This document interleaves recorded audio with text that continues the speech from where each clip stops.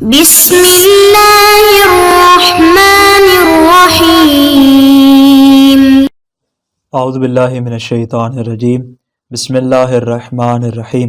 عزیز طلبہ کرام، آج ہم اصول الفقہ المظفر کا سبق نمبر 76 پڑھنے جا رہے ہیں، اور آج انشاءاللہ ہم ایک تتمہ کے طور پہ بحث بیان کریں گے جو کہ قضاء کا تابع ادا ہونے کے متعلق ہے۔ البتہ اس بات کو ہم یہاں پہ اس لیے وارد کر رہے ہیں کہ چونکہ عوامر کی بحث کا حصہ ہے، اور ہم نے ابتدا میں اس کو اس لیے نہیں بیان کیا چونکہ اس کا تعلق واجب موقت کے ساتھ ہے۔ ہم نے چونکہ واجب کی آخر میں جو تقسیم بیان کی تھی واجب موسع اور واجب مضیع کے نام سے، چونکہ واجب موقت کے حوالے سے، وقت کے حوالے سے ہم نے اس کی قسمیں بیان کی تھی، تو اس اعتبار سے ہم اس کو واجب موقت اور واجب غیر موقت کے بعد جو ہے وہ بطور تتمہ کے بیان کر رہے ہیں۔ حل یتبع القضاء الاداء، آیا قضاء تابع ادا ہوتی ہے یا تابع ادا نہیں ہوتی؟ فرماتے قضاء کا تابع ادا ہونا، سب سے پہلے ہمیں اس عنوان کو سمجھنا ہوگا، پھر اس کے بعد ہم دیکھیں کہ ہمارا محل نزاع کیا ہے، اور انشاءاللہ پھر آخر میں ہم قول حق کو بیان کریں گے۔ چونکہ ہم نے گزشتہ واجب موقت کی بحث بیان کی، اس مناسبت سے یہ بحث یہاں پہ دخل اندازی رکھتی ہے، لہٰذا ہم نے اس کو یہاں پہ وارد کر دیا۔ مما یتفرع عادۃ علی البحث عن المؤقت، فرماتے ہیں کہ موقت پر جو عادتاً باس عرفاً جو ہے عمومی طور پہ جو باس متفرع ہوتی ہے، جس کا اس باس کے ساتھ تعلق ہے، وہ کون سی والی باس ہے؟ مسئلۃ تبعیت القضاء للاداء، وہ قضاء کا تابع ادا ہونے والا مسئلہ ہے جو ہم اب یہاں پہ بیان کر رہے ہیں۔ وہی من مباحث الالفاظ، فرماتے ہیں یہ مباحث الفاظ میں سے ہے۔ وتدخل فی باب الاوامر، اور یہ باب اوامر میں شامل ہے، اسی بنا پر تو ہم اس کو اوامر کے اختتام بھی بیان کر رہے ہیں، لیکن سوال یہ کہ آپ اس کو اینڈ پہ کیوں بیان کریں، اس کو شروع میں بیان کرنا چاہیے تھا۔ مطلب ولیکن اخرا ذکرها الی الخاتمہ، اس کو ہم نے آخر میں بیان کیا، اور آخر میں بھی کہاں بھی خاتمے کے بالکل اینڈ پہ جا کے بیان کیا۔ ما انا من حقها ان تذکر قبلها، باوجود اس کے کہ حق یہ تھا کہ اس کو ہم پہلے نقل کر دیتے، لانها کما قلنا من فروع بحث المؤقت عادتا، فرماتے ہیں کہ ہم نے مؤخر اس کو اس لیے کیا ہے چونکہ یہ واجب مؤقت کی بحث کے ساتھ اس کا تعلق ہے، اس کی فروعات میں شمار ہوتی ہے، چونکہ ہم نے گزشتہ جو واجب کی تقسیمات بیان کی اس میں واجب موقت اور واجب غیر موقت تھا، اس مناسبت سے ہم اس بحث کو یہاں پہ نقل کر رہے ہیں۔ فنقول، پس ہم اس مسئلے کی وضاحت کے لیے اور معنی حنفی کو واضح کرنے کے لیے ہم یہاں پہ بیان کریں گے۔ غور کیجیے گا، سب سے پہلے ایسا واجب جو مکلف کی جانب سے کیا ہو جائے؟ فوت ہو جائے، یعنی واجب فوت ہوا ہے لیکن از مکلف نے اس کو انجام نہیں دیا۔ اس میں دو صورتیں بن سکتی ہیں، یا تو اس نے اصلا عمل کو ہی ترک کر دیا، اس نے عمل انجام دیا ہی نہیں، واجب اس کے ذمہ تھا، اس نے واجب انجام نہیں دیا، اس کے اوپر نماز پڑھنا ذمہ داری تھی اس کی، اس نے نماز نہیں پڑھی، عمل کو ترک کر دیا۔ یا اس نے عمل تو انجام دیا ہے لیکن اس کا عمل فاسد ہے، نماز اس نے پڑھی ہے لیکن نماز اس کی درست نہیں ہے۔ جن شرائط کے تحت نماز پڑھنے کا حکم تھا، مثال کے طور پہ اس نے وضو کے بغیر نماز پڑھ لی، اب وضو کے بغیر تو نماز ہوتی نہیں ہے، لا صلاۃ الا بطہور، فرماتے وضو کے بغیر تو نماز ہوتی نہیں، اس نے عمل تو انجام دیا لیکن عمل کیا ہے؟ فاسد ہے، گویا کس نے عمل کو فوت کر دیا۔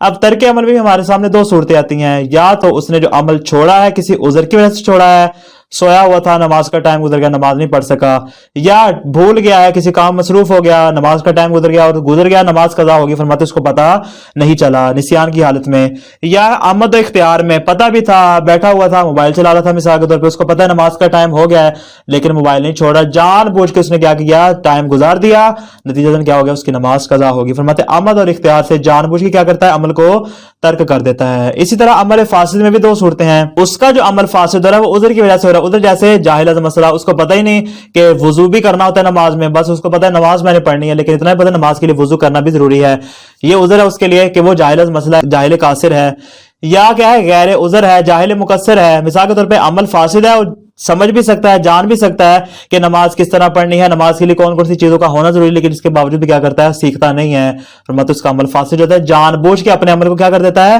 فاسد کر دیتا ہے۔ یہ چار صورتیں ہمارے سامنے آتی ہیں کسی بھی واجب کو چھوڑ دینے سے، یعنی واجب اس نے انجام نہیں دیا، یا تو اس نے اصلاً ترک کر دیا، یا اس کا عمل کیا ہو جائے گا؟ اصلاً فاسد ہو جائے گا۔ فرماتے یہ جو چار صورتیں ہمارے سامنے آ گئی، ترک عمل ہو عذر کی وجہ سے، یا آمد کی وجہ سے، عمل فاسد ہو عذر کی وجہ سے، غیر عذر کی وجہ سے، فرماتے ہیں ان تمام صورتوں میں اس واجب کا تدارک کرنا ضروری ہے، اس کا جبران کرنا ضروری ہے، اور اس کی قضا بجا لانا اس کے لیے ضروری ہے. یہ تینوں ایک ہی چیز کے نام ہے, تدارک, جبران اور قضا, یہ تینوں ایک چیز کے نام ہے.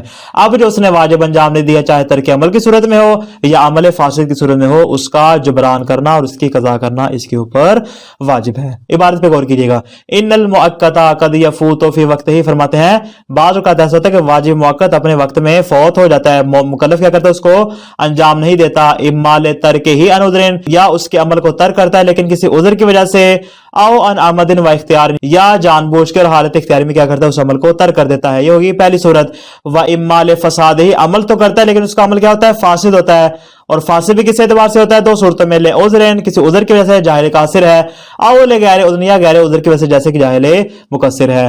فاذا فات علی ای نحو من هذه الانحاء, مطلب یہ جو ہم نے چار صورتیں بیان کی, اگر ان چار صورتوں میں سے کسی ایک صورت کی بنا پر بھی واجب اس سے فوت ہو جائے, فقط ثبت فی شریعت وجوب تدارک بعض الواجبات, فرماتے شریعت میں وارد ہوا ہے کہ بعض واجبات کا تدارک کرنا اس کے اوپر واجب اور ضروری ہے. کالصلاۃ والصوم, جیسا کہ نماز پڑھنا ہے, جیسا کہ روزہ رکھنا ہے. فرماتے اس کا کیا ہے, شریعت میں اس کا تدارک مانگا گیا ہے, طلب کیا گیا ہے, اس کے اوپر واجب کیا گیا ہے. یعنی کیا مطلب, بمعنی ان یاتی بها خارج الوقت, ضروری تو اس کے لیے یہی تھا کہ کیا کرتا, اس کو وقت کے اندر انجام دیتا. اب اس نے وقت میں انجام نہیں دیا, اب وقت خارج ہو چکا ہے, چاہے ان اسباب میں سے کوئی بھی سبب ہو, فرماتے اس کے اوپر تدارک کرنا واجب ہے. یعنی کیا مطلب, کیونکہ وقت تو نکل چکا ہے, اب خارج وقت میں اس کا بجا لانا اس کے لیے ضروری ہوگا. فرماتے ہیں وَيُسَمَّى هَذَا التَّدَارُكُ قَضَاءً, اس تدارک کو قضا کا نام دیا جاتا ہے. اس کو جبران بھی کہتے ہیں, اس کو تدارک بھی کہتے ہیں, اس کو قضا بھی کہتے ہیں.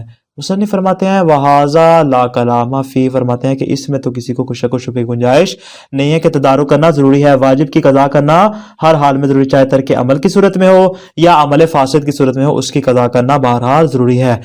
الا ان الاصولیون, اختلاف یہاں سے آگے بیان کرے. فرماتے الا ان الاصولیون اختلافوا, اصولیوں میں اختلاف اس بات پہ پایا جاتا ہے کہ ان وجوب القضاء هل هو على مقتضى القاعدہ, کہ قضا کا واجب ہونا آیا قاعدے کے مطابق ہے. یعنی کیا مطلب, قاعدے کا مطلب کیا ہے, یہ مقتضی قاعدہ نیچے بیان کریں. مقتضی قاعدہ سے مراد کیا ہے کہ جو امر وجوب ادا کو بیان کر رہا تھا, کہ جس نے کہا تھا کہ نماز کو وقت کے اندر پڑھنا تمہارے لیے ضروری ہے, جو دلیل کیا کری تھی, اس کے وجوب ادا کو بیان کری تھی. فرماتے وہی والا امر کیا کرے, اس کے وجوب قضا کو بیان کرے. اس کو ہم کہیں گے مقتضی قاعدہ, یعنی قضا والی دلیل بھی وہی ہو جو کہ ادا والی دلیل ہو. غور کیجیے گا عبارت پہ.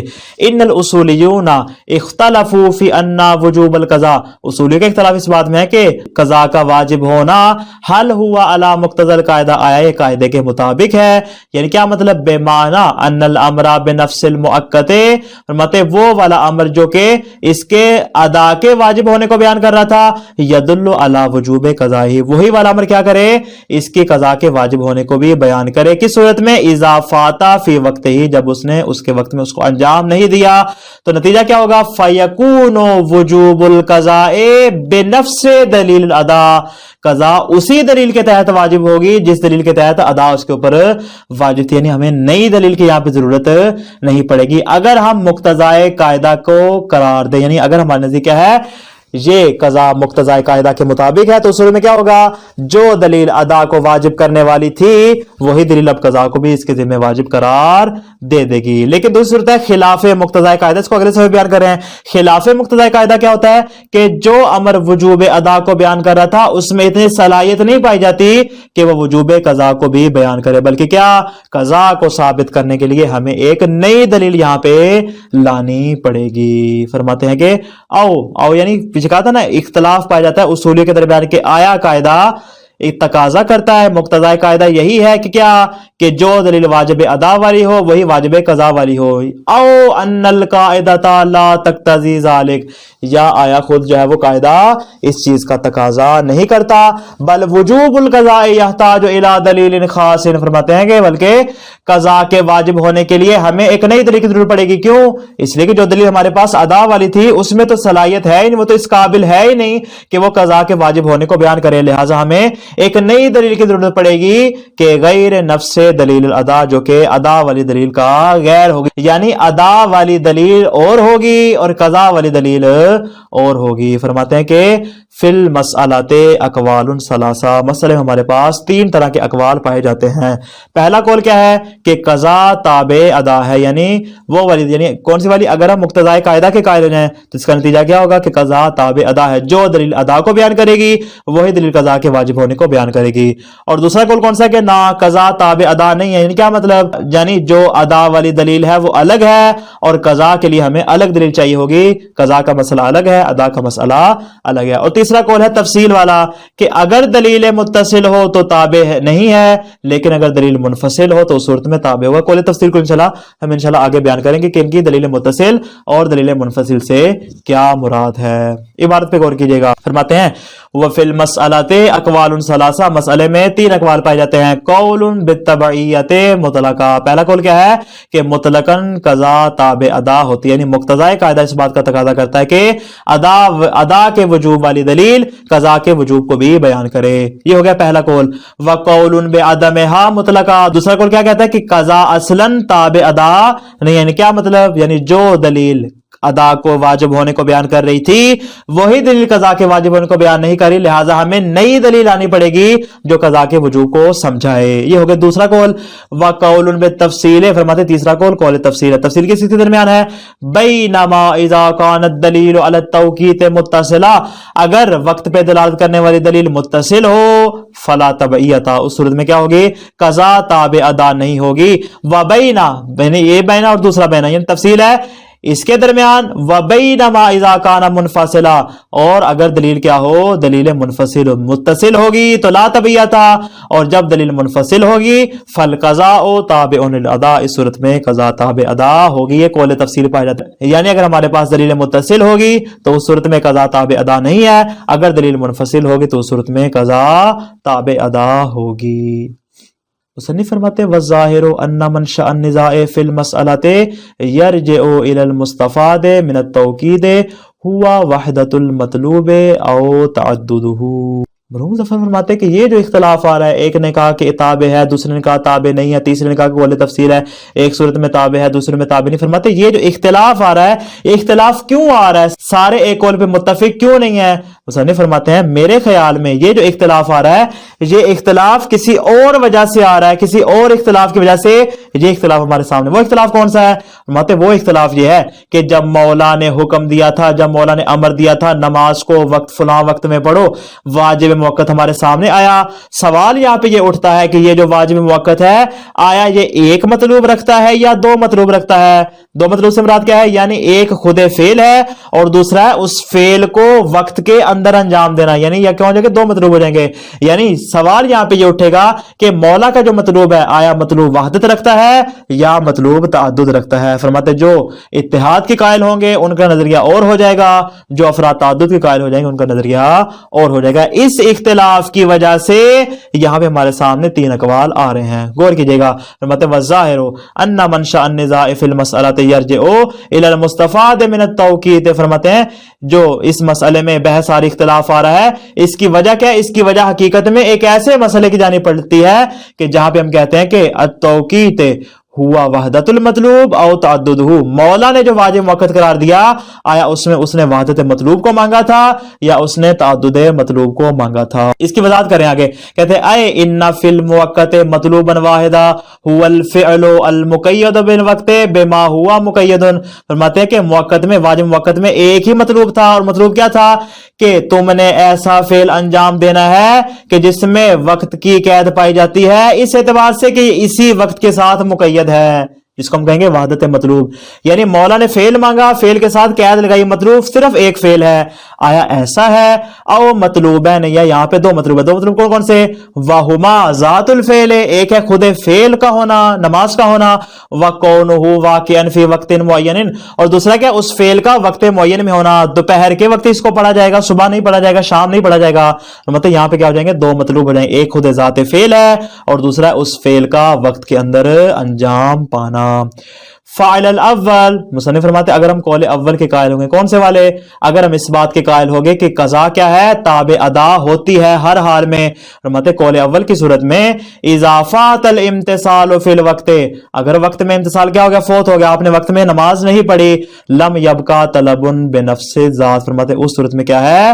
یہاں پہ اصلاً کوئی ذات موجود ہی نہیں ہوگی، نتیجہ فلا بد من فرض امر جدید للقضاء، فرماتے اس صورت میں ہم قضاء کے لیے ایک نئی دلیل کی ضرورت پڑے گی۔ یہ اول سے کیا مراد ہے؟ اول سے مراد ہے کہ اگر ہم وحدت مطلوب کے قائل ہو گئے، یعنی کیا ہے؟ مطلوب یہاں پر ایک ہی ہے کہ ایسا فعل جس کو وقت میں انجام دیا، اس کے ساتھ قید تھی وقت کی، تو اس کا نتیجہ کیا ہوگا؟ جب وقت باقی نہ رہا، فرماتے اس صورت میں پھر قضاء کے لیے ہمیں ایک نئے امر کی ضرورت پڑے گی، بالاتیان بالفعل خارج الوقت، کہ اس فعل کو خارج وقت میں انجام دیا جائے گا۔ کیوں؟ اس لیے کہ مولا نے جو حکم دیا تھا اس سے مراد کیا تھی؟ کہ اس کو وقت کے اندر انجام دینا، اب جب وقت نہیں رہا، وقت خارج ہو چکا ہے، قضا ہو چکی ہے، مطلب قضا کو بجا لانے کے لیے ہمیں ایک نئی دلیل کی ضرورت پڑے گی۔ لیکن وعلی الثانی، اگر ہم دوسرے قول کے قائل ہو جاتے ہیں، کون سا والا؟ اگر ہم تعدد مطلوب کے قائل ہو جاتے ہیں کہ مولا کے دو مطلوب ہیں، ایک ہے خود فعل اور دوسرا ہے فعل کا وقت میں انجام پانا، مطلب اضافات الامتصال فی الوقت، اگر وقت کے اندر امتصال فوت ہو جائے فانما فات امتصال احد الطلبین، فرماتے ہیں دو مطلوب میں سے ایک مطلوب کیا ہو جائے گا؟ فوت ہو جائے گا۔ دو مطلوب کون سے تھے؟ ایک فعل ہے، دوسرا فعل کا وقت میں انجام پانا۔